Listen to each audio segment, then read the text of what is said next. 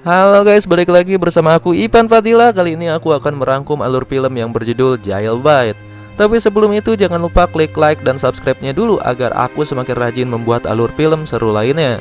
Tanpa banyak basa-basi, kita masuk ke alurnya. Film dimulai dengan memperlihatkan seorang gadis cantik bernama Ana. Ana adalah gadis yang sangat berbakat dalam memainkan alat musik selo. Namun kehidupan indahnya seketika berubah menjadi mimpi buruk. Suatu hari ayah tirinya pulang dalam keadaan mabuk berat dan mencoba untuk memperkaos Ana. Demi membela diri, Ana melawan dengan mendorong ayah tirinya menggunakan kaki. Sialnya, sang ayah tiri terpental dan mendarat tepat di atas benda tajam hingga lehernya terluka parah dan tewas di tempat. Atas kejadian tragis itu, Ana dibawa ke pengadilan. Meski anak sudah menjelaskan bahwa itu adalah tindakan bela diri dari pelecehan, hakim tetap tidak mempercayainya. Anak pun dijatuhi hukuman 9 tahun penjara di sebuah fasilitas penjara wanita dengan keamanan maksimum. Sesampainya di penjara, anak dan narapidana baru lainnya diminta membersihkan diri dan diberikan seragam penjara. Di sana mereka disambut oleh seorang kepala sipir bernama Frank. Frank menegaskan bahwa selama mereka patuh pada perintahnya, hidup mereka akan aman.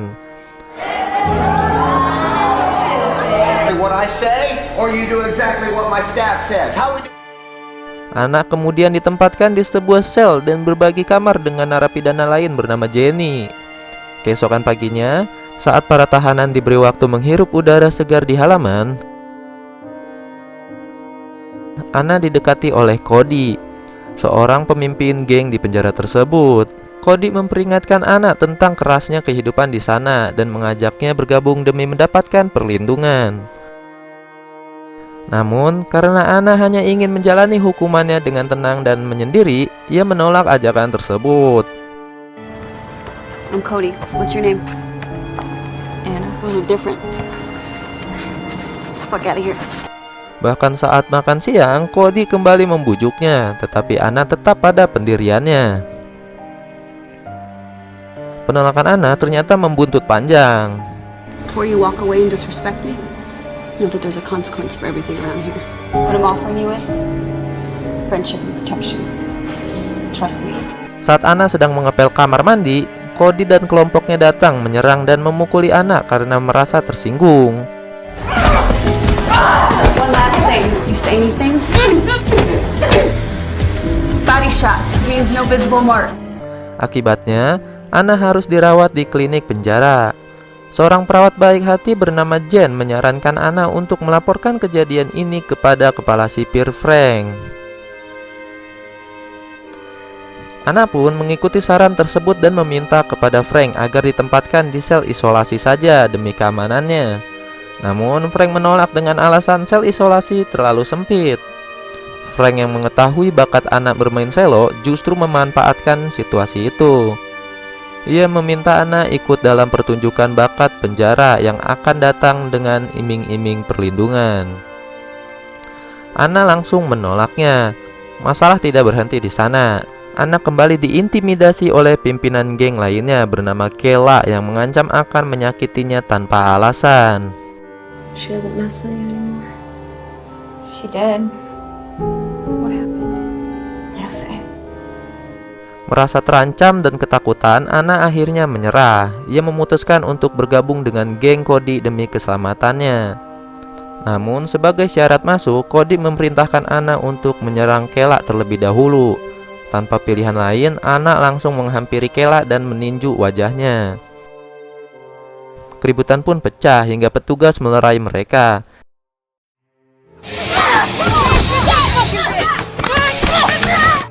Sebagai hukumannya, Ana ditelanjangi dan dijebloskan ke sel isolasi selama 48 jam tanpa makanan di tengah udara yang dingin. Setelah 2 hari yang menyiksa, Ana dibawa ke ruangan Frank. Bukan menolong, sipir cabul ini malah mengancam akan mengurung Ana selama 2 minggu lagi di sel isolasi jika Ana tidak mau menuruti nafsu bejatnya.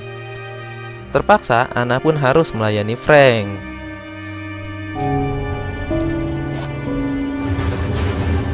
Setelah keluar, Ana akhirnya resmi ditato sebagai anggota geng Cody. Relax. You know, it's official. then your ship and girls comes in. Suatu hari, Anna dikunjungi oleh ibunya. Bukannya membela, sang ibu malah menyalahkan Anna atas kematian suaminya yang memicu pertengkaran hebat hingga Anna ditampar. You're fucking crazy, Mom! Tekanan mental yang bertubi-tubi membuat hidup Anna makin hancur. Konflik di penjara pun memuncak saat geng Kela melakukan serangan mendadak kepada Anna di halaman. Namun Kela yang saat ini memiliki geng pun tidak takut lagi untuk melawan hingga para sipir datang. Saat itu kekacauan pun sudah tidak terkendali lagi. Para sipir pun memisahkan semua wanita. Mereka memisahkan para wanita dan hanya membawa anaklah yang dibawa ke ruangan sipir. Frank pun percaya bahwa Anna adalah pemula dari pertengkaran ini. Frank lagi-lagi menyalahkan Anna dan menjadikan alasan untuk melecehkan Anna kembali di ruangannya. Frustasi dengan hidupnya, Anna mulai mendekati narapidana pengedar narkoboy untuk mencari pelarian. Putus asa, Anna meminta sedikit dari barang itu. Bahkan, Anna pun sampai mengeluarkan sedikit uangnya untuk membayar barang itu. Tanpa disadari, Cody pun sedang melihat Anna dari jarak jauh dan menahan amarahnya. Cody pun mendatangi sel Anna dan berkata ia sangat prihatin terhadap Anna yang menjadi seorang pecandu.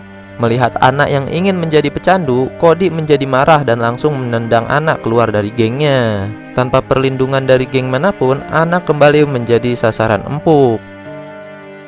Malamnya, saat sedang mandi, Kela dan anak buahnya kembali mengeroyok Anna hingga babak belur. Anna yang frustasi kemudian mendatangi gadis pecandu itu lagi untuk meminta sedikit obat lagi.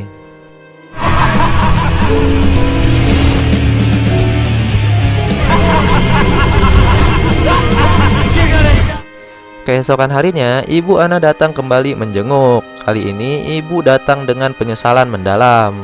Ia meminta maaf karena telah membiarkan anak di penjara, padahal ia tahu suaminya memang bersalah. Sang ibu berjanji akan memberikan kesaksian baru di depan hakim agar Anna bisa segera bebas. Dengan mendengar hal itu, Anna mendapatkan secerah harapan. Ia kembali ke selnya dan nekat menghapus tato geng Cody dari lengannya menggunakan benda tajam. Saat Anna sedang mengepel, Frank datang dengan memberikan sebuah selo untuk Anna berlatih untuk ajang pencarian bakat. Cody pun tahu Anna menghapus tatonya. Tindakan itu membuat Cody murka. Cody pun menyerang Anna dan dengan kejam melukai jari-jari tangan Anna agar ia tak bisa bermain selo lagi. Saat dirawat di klinik, Frank datang dan kembali melecehkan Anna. Tindakan cabul Frank ini tidak sengaja terlihat oleh perawat Jen. Anna yang sudah tidak tahan kemudian memohon bantuan Jen untuk melaporkan tindakan Frank. Anna berkata bahwa dia sangat lelah dilecehkan oleh Frank setiap harinya, dan pelecehan itu selalu dijadikan alasan oleh Frank untuk keamanan Anna. Sayangnya, Frank menguping pembicaraan mereka melalui alat penyadap. Takut kedoknya terbongkar, Frank memerintahkan seorang narapidana untuk membunuh perawat Jen secara brutal. Jen pun dihabisi oleh narapidana dengan begitu bengisnya di sebuah lorong kecil dan sempit itu. Dan detik itu pun Jen pun tewas. Kematian Jen membuat Anna sangat terpukul. Namun Frank menyuruhnya melupakan hal itu dan fokus pada acara pencarian bakat.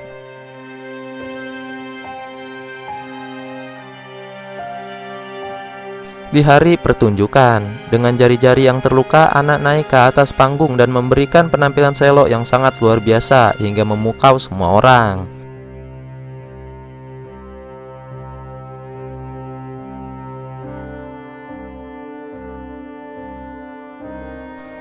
Setelah acara selesai, Frank menjanjikan bahwa ia telah mengatur pembebasan bersyarat Anna untuk minggu depan.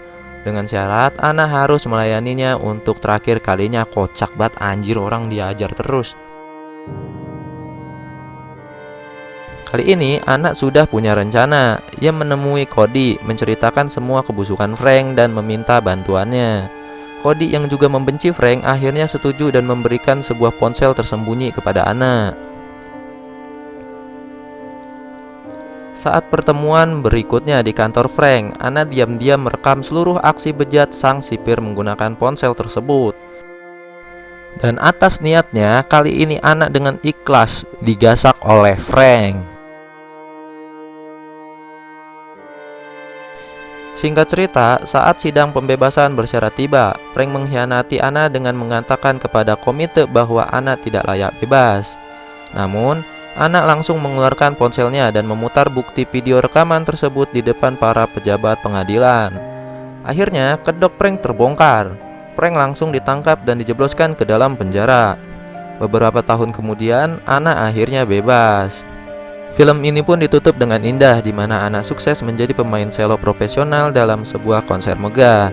Sementara ibunya menonton di bangku penonton dengan rasa bangga dan air mata bahagia. Oke guys, terima kasih udah nonton video ini.